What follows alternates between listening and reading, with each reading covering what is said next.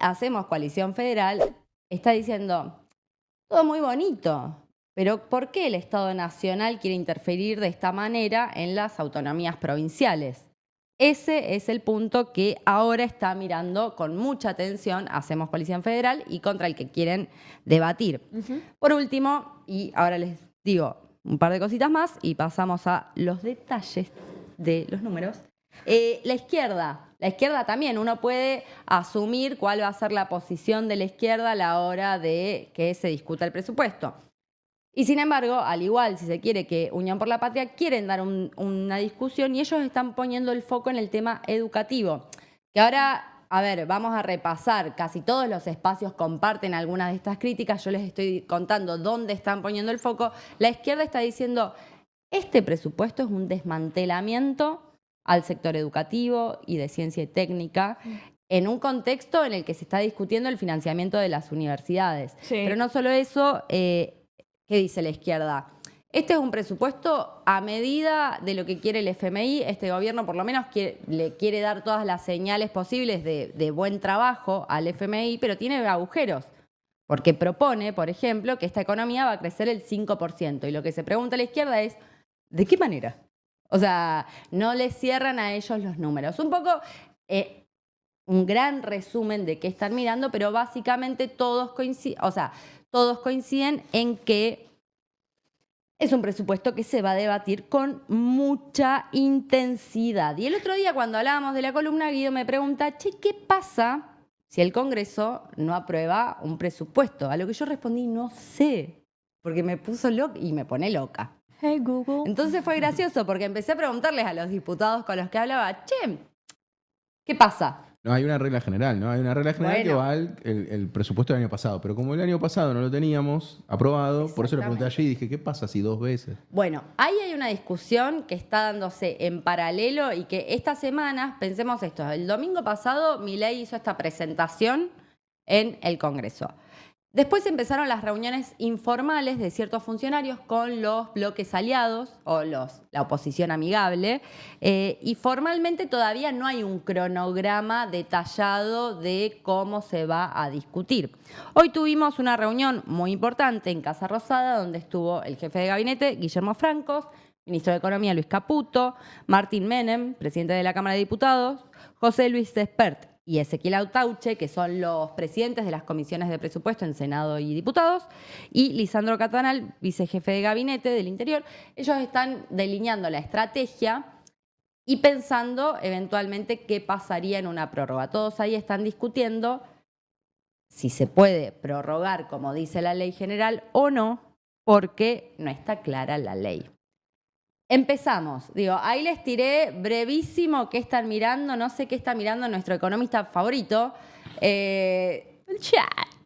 Esto es lo que están mirando estos espacios. Y el radicalismo no lo nombré porque están resolviendo sus propios quilombos. Ahora después les cuento. Fantástico. Radicales.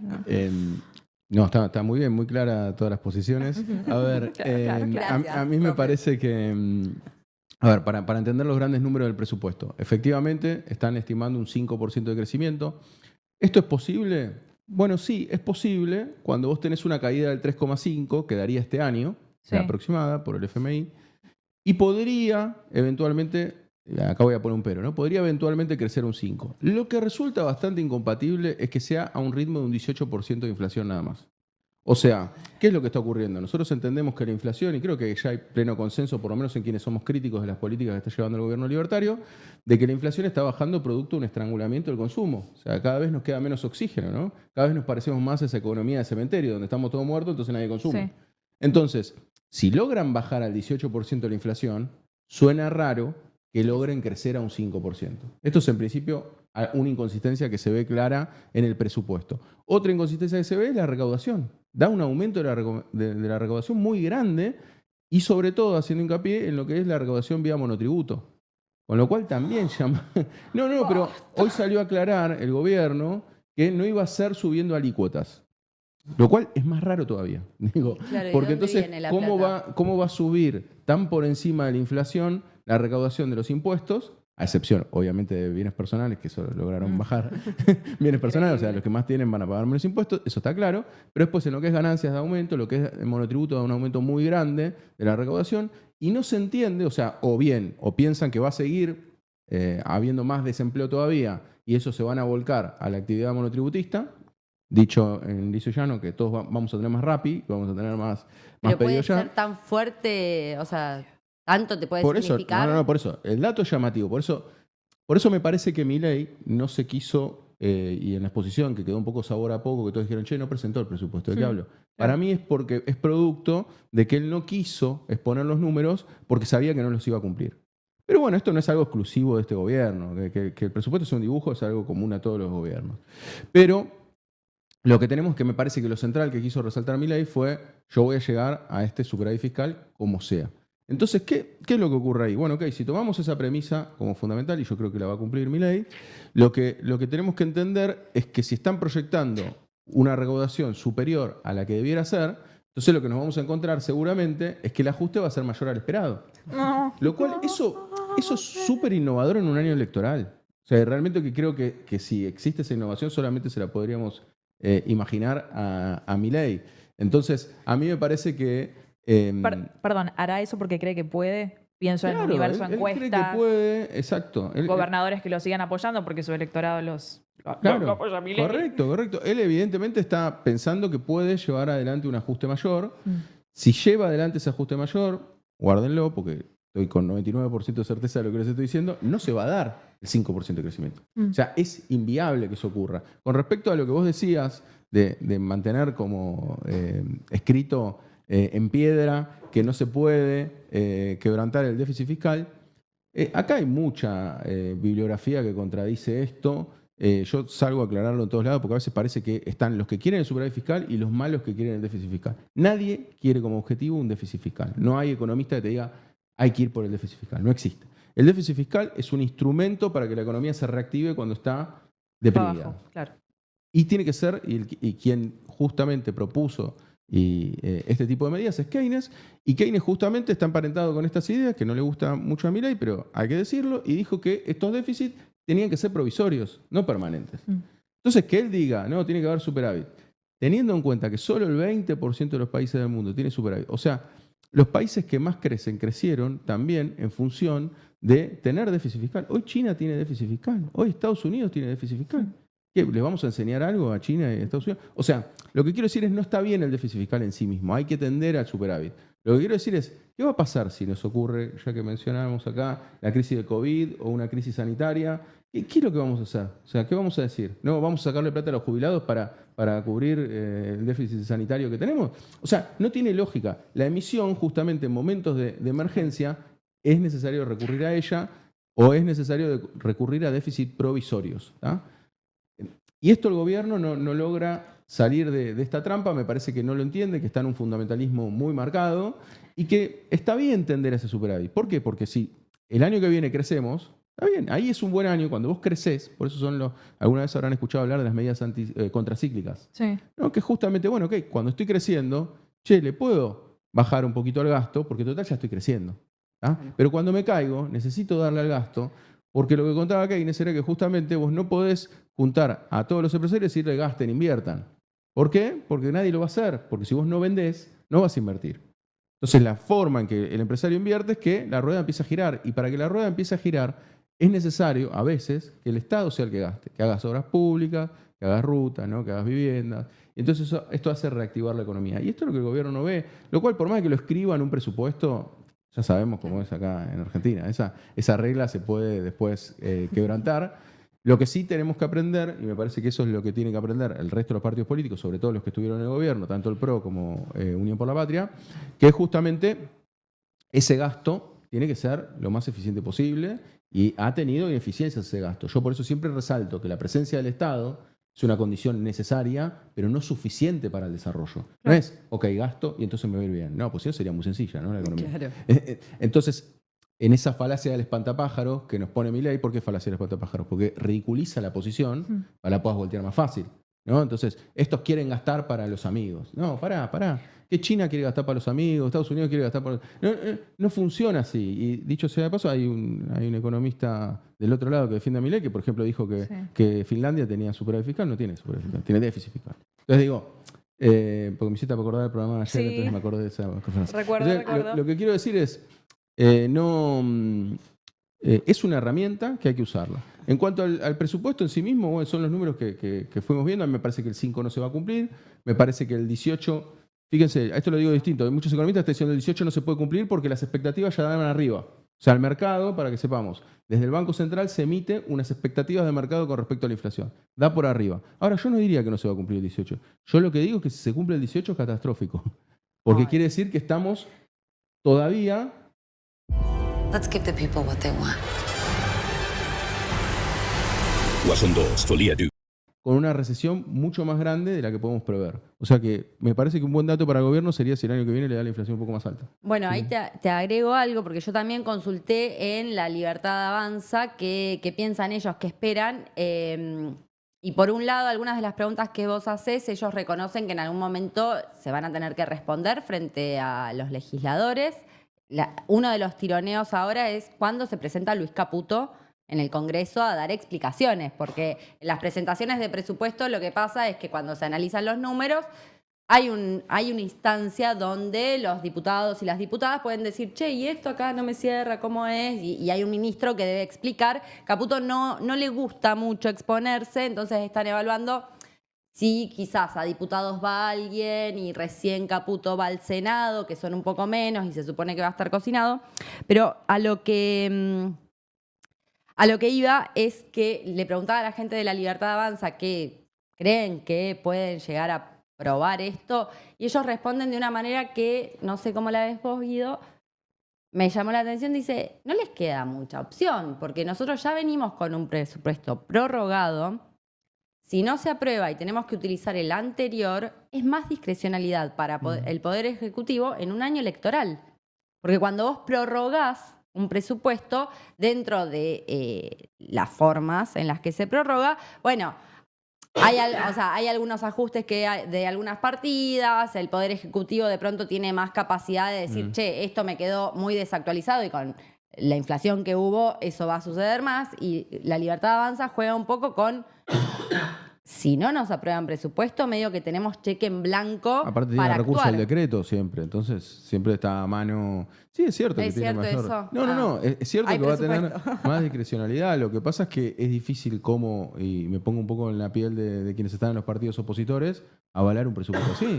Claro. O sea, porque realmente estás convalidando que va a traer esto aumento de pobreza, que va a traer dificultades en el salario real, en las jubilaciones. Estás enquistando la situación de la jubilación. Las jubilaciones siguen con el ajuste real en el presupuesto del año que viene. Entonces decís, bueno, acá no va a cerrar. O sea, a mí me parece que si yo estuviese en los pantalones de alguien ahí de un partido político opositor, no apoyaría. Pero no apoyaría porque quedás naturalmente pegado. Por lo menos así como está presentado. Pues hay que ver cómo negocian. Ya arrancaron las negociaciones. Ahí entra el lío de los... O sea, el lío de los radicales se conecta un poco con el veto a la ley de movilidad previsional. Sí.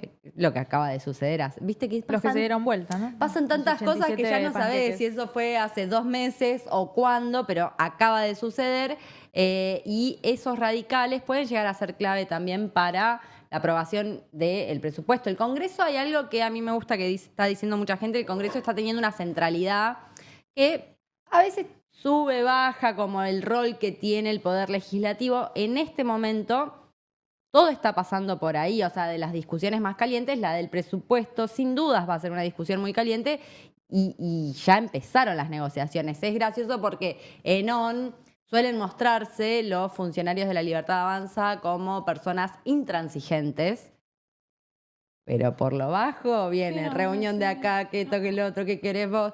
Renuncié un ratito antes de votar y sin querer me dieron un cargo, qué casualidad. Están pasando cosas que son un poco como de mínimas llamativas. Uno no va a andar acusando a nadie de nada. Pensaba, escuchándolos a ambos, que hay lugares de donde recaudar, porque no puedes estar ajustándolo. O sea, lo digo desde quizás un poco la ignorancia en profundidad que tengo sobre el tema, pero exenciones impositivas versus recorte a jubilados. Esto lo contaba Daniela Sayeg en Futurock, que hace una sección Odiar con información a los evadores fiscales, que ella exponía un número como que básicamente lo que le perdonan a los ricos es lo que es incluso más de lo que le sacaron a los jubilados, y siempre alegando que, bueno, no se puede, hay que recortar por todos lados. Pero ellos son héroes, los jubilados, mentira, ¿no? porque no están recortando. O sea, quiero decir, además de que el ajuste es completamente ideológico, o sea, es una mentira permanente y es como muy fácil de rebatir. No sé si me explico. Es como... podrían estar sacando la plata de algún lado si fueran incluso un poco más fieles a sus propias convicciones, pero no lo hacen. Sí, pero fíjate que él siempre dice ese artilugio, ¿no? A ver, si vos querés que yo gaste más, decime qué gasto, recorto. Nunca dicen, che, qué impuesto recomponer. Entonces, ahí está la trampa. Entonces te hace la lucha pobre contra pobre, ¿no? Entonces vos terminás diciendo, no, está bien, sacale el presupuesto educativo para darle a los jubilados. No, pará. O sea, no tengo ganas de sacarle presupuesto educativo. Lo que quiero es que bienes personales lo dejes igual. Así como recompusiste el impuesto a la ganancia, ¿por qué no dejaste bienes personales igual? Yo no estoy diciendo que lo aumente, tendrían que aumentarlo. Pero digo, por lo menos que no lo baje. Hay una campaña, justo también hice nota esta semana, les cuento. No sé, o por lo menos me interesa que extraen esta discusión. La Coordinadora por el Cambio Social está iniciando una campaña para crear un fondo de emergencia alimentaria. No te toco el equilibrio fiscal. ¿Sabés con qué te lo financio? ¿Con qué? Con el aporte de los que más tienen, con este régimen que beneficia a Marcos Galperín. Me da risa porque están hablando de planeros de guante blanco, lo cual me parece espectacular. Claro que sí, con la tuya. A ver, no sé si es por ahí, pero me parece que empiezan a darse estas discusiones de, bueno, a ver, podemos tener equilibrio fiscal, es una búsqueda, de algún lado hay que recaudar y cuáles son nuestras prioridades. Claro, ahí la trampa de Milei, que es lo que dijo en su discurso, que ya casi ni lo repasamos porque en realidad en el discurso uno ve que repite tanto. Yo la verdad tengo que agarrar los videos que hago y volver a refritarlos, porque total siempre habla de lo mismo. Entonces, Argentina a comienzo de siglo, empieza a decir primera potencia mundial y sabe qué mentira. La inflación es siempre un fenómeno. Es siempre un fenómeno mundial, pero lo que él dijo ahí es que ya no hay más tolerancia para aumento de impuestos. Ese es su argumento.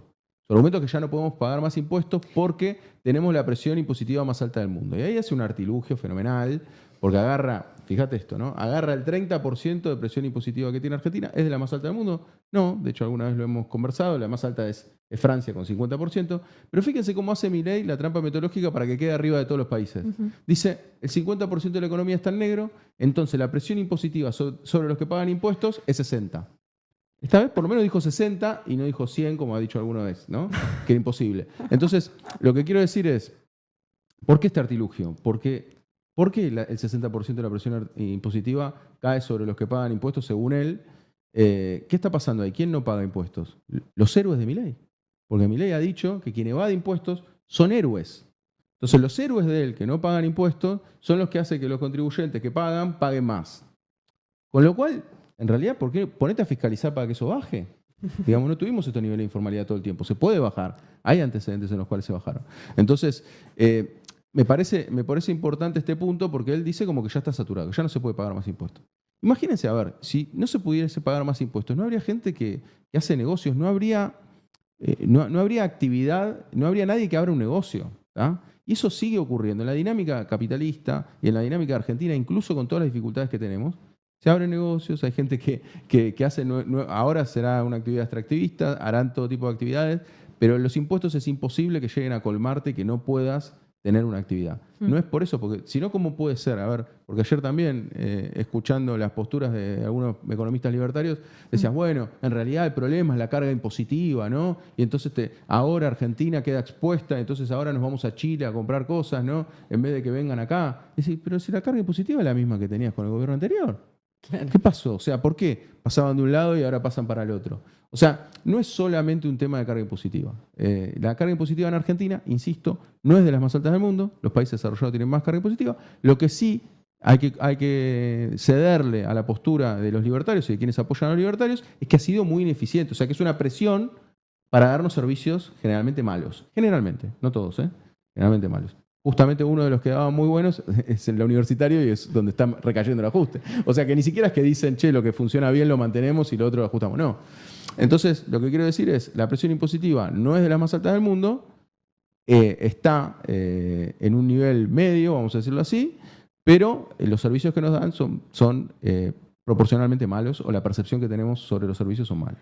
Chad, no sé si tendrás respuesta para esta pregunta, pero tras el no anuncio del presupuesto, pero que entiendo que las emociones del mercado deben haber estado atentas, ¿hubo algún tipo de respuesta? ¿Fue un gran blé? ¿O pienso en que muchas de las declaraciones de Milei tienen que ver con hablarle al mercado o no, porque a veces no se sabe bien a quién le está hablando exactamente, si ese es un núcleo duro o también al sector empresarial. Pero ¿qué respuesta hubo después del anuncio? La respuesta fue positiva. A ver, como para que entendamos a veces rápido cómo funcionan los mercados. Vos en el mercado, a tener tanta facilidad para comprar y vender en el día o en cuestión de minutos, lo que ocurre es que opera muy en el corto plazo. Sí. Entonces, en el corto plazo, cuando alguien te dice, che, yo voy a tener superávit fiscal, voy a honrar mis deudas, lo primero que haces es decir, bueno, ok, esto se va para arriba. Entonces, lógico, es más, si vos me llamás por teléfono y me decís, che, compro, yo te digo, sí, comprá. Cuando estabas dando el discurso te decía, comprá porque va a subir. A su vez, hoy también subió porque baja la tasa de interés de Estados Unidos. Esto suena complejo, pero fíjense que es súper sencillo. Es súper sencillo, pero fíjense, aparte para todos, para que cuando escuchen, baja la tasa de interés o sube, para que sepan más o menos de qué trata. Cuando baja la tasa de interés en Estados Unidos, o sea que Estados Unidos paga menos porque vos le entregues los dólares. Los dólares ¿Un plazo fijo, por ejemplo? No, esos son los bonos del Tesoro norteamericano. Ahí está. Entonces, como vos no le vas a entregar la plata a Estados Unidos gratuitamente, si ellos agarran y dicen, te voy a pagar menos por tu plata, ¿qué es lo que suele hacer el mercado? Va a buscar riesgos a otros lugares. Entonces, las economías emergentes, como la Argentina, se recuperan. Entonces, hoy se recompusieron los activos de Argentina, en parte porque Estados Unidos bajó la tasa de interés. Cuando sube la tasa de interés de Estados Unidos, ¿qué pasa? Todos, lo que se llama en la jerga flight to quality, o sea, todos viajan hacia la calidad, entonces van a Estados Unidos, invierten en Estados Unidos porque la tasa de interés es más alta. Un detallecito nada más que para que sepan cómo se mueve la tasa de interés o no. En definitiva, lo que quiero decir es, ha reaccionado positivamente, es lógico que reaccione positivamente, pero vamos a ver la consistencia a lo largo del tiempo, porque el problema que hay que marcar siempre es la falta de dólares. Hasta ahora no hay una claridad sobre cómo va a conseguir los dólares. Milei está diciendo que en realidad lo va a pagar con otra deuda que después se va a recomponer, que va a quedar garantizada. Lo cierto es que no hay claridad porque el gobierno no está acumulando en forma bien marcada reservas. Entonces siempre el frente sigue siendo eso. El frente fiscal, creo que estamos todos convencidos que para mí eso es lo que pasa a veces, ¿no? Que hay una sobrereacción. Voy a tener superávit, Ya te creímos. Ya sabemos que vas a tener superávit. Ya está. Todos te vimos, te creemos, listo. Ahora decime cómo vas a conseguir los dólares con el nivel de endeudamiento que tenemos. Y eso no lo responde Milei. Quizás la respuesta nunca llegue. Bueno, chicos, muchas gracias. Igual, si es necesario volver al tema, lo vamos a seguir profundizando. Vamos a irnos a una tanda cortísima que vamos a recibir a nuestra primera y única invitada, por lo menos en este programa, Ivana Sherman. Así que nos vamos unos minutos y ya volvemos.